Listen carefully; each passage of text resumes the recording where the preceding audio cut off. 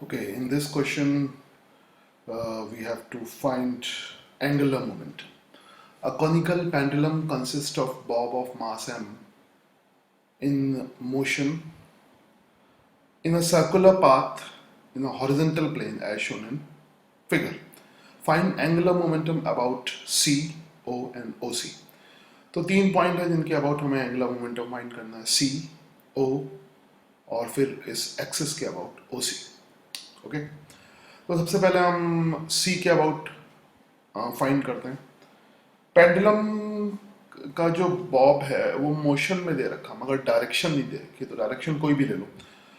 Suppose करो it is moving in downward direction. तो downward direction को हमने क्रॉस से दिखा दिया. ठीक है. पहले तो सी के रेस्पेक्ट में निकालना है. तो सी के रेस्पेक्ट में ये पोजीशन वेक्टर हो जाएगा. बेसिकली ये डायरेक्शन हो जाएगी पोजीशन वेक्टर की. और पोजीशन वेक्टर का मैग्नीट्यूड सपोज करो कुछ कंसीडर कर लो. या यहाँ से देखोगे तो डायरेक्टली एल साइन थीटा लिख सकते हो. फिलहाल तो हम इसको आर लिख लेते हैं. ठीक है, मैग्नीट्यूड आर है, डायरेक्शन इधर है. अच्छा, अब इसकी वेलोसिटी और आर, एंगुलर मोमेंटम अबाउट सी हमें चाहिए. तो वेलोसिटी हमने डाउनवर्ड ली है और आर फॉर्मूला लिख ही ले पहले. Angular momentum about C, that is R cross P. R cross P, P का मतलब हो गया एम वी. एम तो बाहर लिख लो तो हो जाएगा आर क्रॉस वी.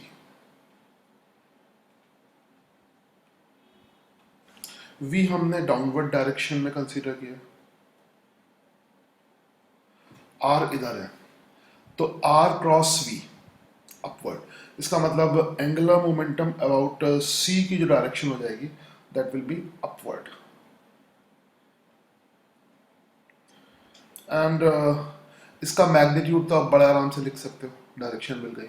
तो that will be L C, खाली मैग्नीट्यूड लिख रहा हूँ.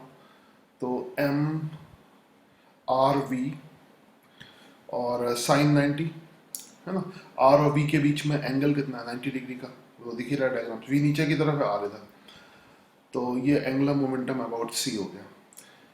इसमें आर की वैल्यू और वी की वैल्यू पुट करनी है. फिलहाल हम इसको ऐसे ही इधर इस पर लॉक कर देते हैं, बाद में इसमें वैल्यूज पुट करेंगे. तो ये अभी ये फाइनल आंसर नहीं है, यहाँ पे आर और वी की वैल्यू भी पुट करनी है. ठीक है, तो पहले हम दूसरे पार्ट कर लेते हैं. फिर हमें ओ के अबाउट निकालना है. तो ओ के अबाउट पोजीशन वेक्टर ये है. ओ के अबाउट हम एल को ही पोजीशन वेक्टर ले लेते हैं. ये एल पोजीशन वेक्टर है और इसकी जो डायरेक्शन है, एक मिनट, वी को थोड़ा सा मैं, तो वी की जो डायरेक्शन है, एल की डायरेक्शन है वो इस तरफ हो जाएगी. This is direction of L, है ना. और वी ऐसे डाउनवर्ड डायरेक्शन में. तो ऑब्वियसली यहाँ भी एल और वी के बीच में जो एंगल है वो 90 डिग्री है. बस हमें ये देखना है कि अगर हम ओ के अबाउट एंगुलर मोमेंटम निकालते हैं, एंगुलर मोमेंटम अबाउट ओ, तो that will be L cross M V, cross linear momentum M V के बराबर. ठीक है, तो ये हो जाएगा M L cross we,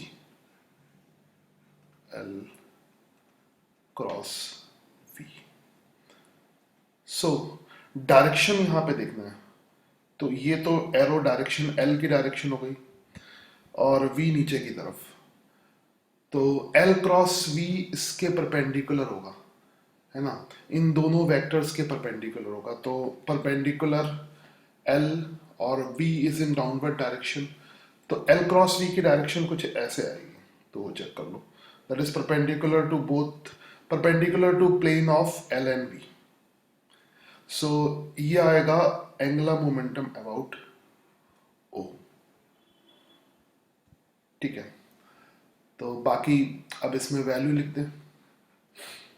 final answer अभी नहीं लिखना है, अभी हम खाली फिर हमें अभी वैल्यूज लिखनी पड़ेंगी। खैर एल वी की वैल्यू कितनी हो जाएगी, एंगल अब भी 90 डिग्री है, एल और वी के बीच में एंगल अब भी 90 डिग्री है, तो ये हो जाएगा M L V sine 90। M L तो गिवन फॉर्म में है, यहाँ पे एम गिवन है और आई थिंक स्ट्रिंग की लेंथ भी गिवन है। वो मास मोशन इतना, स्ट्रिंग की लेंथ तो डायग्राम में गिवन है, तो ऑब्वियसली एल और थीटा के टर्म में हमें आंसर निकालना होगा। तो यहाँ पर एम एल तो है गिवन टर्म्स है, वी की वैल्यू हमें एल और थीटा के टर्म में लिखनी होगी। यहाँ पे आर और वी दोनों की वैल्यू हमें एम एल और थीटा, एल और थीटा के टर्म में लिखनी होगी।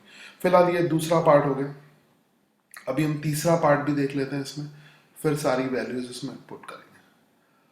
थर्ड पार्ट क्या है, हमें ओसी के अबाउट एंगुलर मोमेंटम फाइंड करना है। ओसी के अबाउट, तो ओसी के अबाउट फॉर्मूले से फाइंड कर लो, या ओसी के अबाउट सिंपल एंगुलर मोमेंटम क्या होगा, या कुछ भी कर सकते हो। एलसी की या तो सीधे एलसी ही होगा, या एलओ का इसके अराउंड कंपोनेंट ले लो, या अगर तुम दोनों नहीं करना चाहते हो तो सीधा ले लो, एल ओ सी क्या हो जाएगा, यानी M into V, mass into velocity और परपेंडिकुलर डिस्टेंस, या L O C L C के बराबर ही होगा। ओसी का मतलब ही होता है component of angular momentum along axis of rotation. ठीक है, तो इन दोनों की वैल्यू तो सेम ही होगी, एल सी और एल ओ सी की वैल्यू सेम हो जाएगी। तो ये हो गया ना, अब ये बेसिक थीम तो कवर हो गया। अब इसमें क्या रह गया, अब हमें इन सब की वैल्यू, v की वैल्यू, r की वैल्यू, v की वैल्यू निकाल के इन एक्सप्रेशंस में पुट करनी है। ठीक है, वो फाइंड करते हैं। तो अब हम बस v और r सब की वैल्यू निकाल दें गिवन टर्म में आंसर लाने के लिए। r तो ये था, तो r की वैल्यू तो बहुत सिंपली हो जाएगी। r की वैल्यू क्या हो जाएगी डायग्राम से, r is equal to L sine theta. ठीक है, r की वैल्यू एल साइन थीटा हो जाएगी। अब हमें v की वैल्यू निकालनी है। v की वैल्यू निकालने के लिए कॉनिकल पेंडुलम का कंसेप्ट लगाओगे, टेंशन इधर है, टेंशन के दो कंपोनेंट कर लोगे, एक कंपोनेंट ये एंगल अल्टरनेट थीटा एंगल होगा, तो ये वाला कंपोनेंट टेंशन का क्या हो जाएगा, टी कॉस थीटा, और ये वाला कंपोनेंट क्या हो जाएगा, T sine theta, T cos theta T sign theta. ठीक है, इसका वेट डाउनवर्ड डायरेक्शन में वर्क करेगा mg, और वेलोसिटी पार्टिकल की डाउनवर्ड डायरेक्शन में, वेलोसिटी सपोज करो v के बराबर है, तो यहाँ पे अलग अलग इक्वेशंस आ जाएंगे। ये r की वैल्यू तो l साइन थीटा होगी, फिर t cos थीटा किसको बैलेंस करेगा, mg को, और t साइन थीटा क्या होगा, सेंट्रीपिटल फोर्स प्रोवाइड करेगा, t साइन थीटा क्या हो जाएगा, mv स्क्वायर बाई r। ये वैसे शायद तुमने पहले किया भी हो इसको, mv स्क्वायर बाई r। ठीक है, दोनों इक्वेशंस को हम डिवाइड कर देंगे, इसको मैं जल्दी जल्दी कर रहा हूँ क्योंकि पहले किया ही होगा इसको। तो sine theta upon cos theta कितना हो जाएगा, टेन थीटा, और यानी ये वाली इक्वेशन ऊपर रखी और ये वाली नीचे रखी, mm कैंसिल हो जाएगा, तो यहाँ पे क्या बचेगा, V square by G are.